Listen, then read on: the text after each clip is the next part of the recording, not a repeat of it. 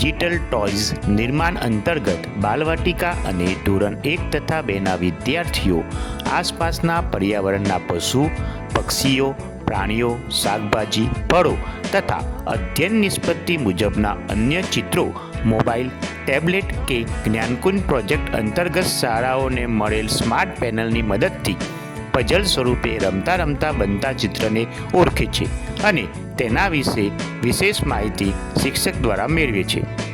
વિદ્યાર્થીઓ આસપાસના પર્યાવરણના પશુ પક્ષીઓ પ્રાણીઓ શાકભાજી ફળો તથા અધ્યયન નિષ્પત્તિ મુજબના અન્ય ચિત્રો પઝલ સ્વરૂપે રમે છે અને બનતા ચિત્રને ઓળખે છે.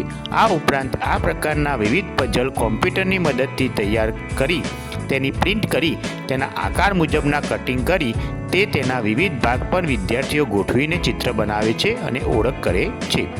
પઝલની આ રમતો દ્વારા વિદ્યાર્થીઓમાં જોવા મળતી શૈક્ષણિક અસરકારકતા, જેમાં વિદ્યાર્થીઓમાં સર્જનાત્મક કૌશલ્યોનો વિકાસ થાય છે.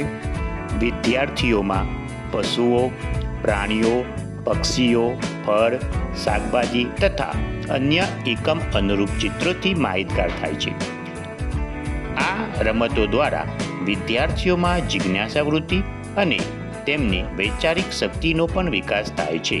આમ તૈયાર કરવામાં આવેલી આ પઝલ વિદ્યાર્થીઓ ઘરે પણ મોબાઈલમાં પણ રમી શકે છે, જેથી વિદ્યાર્થીઓ રમતા રમતા તેમની આસપાસના પર્યાવરણ વિશે સરળતાથી માહિતગાર બને છે.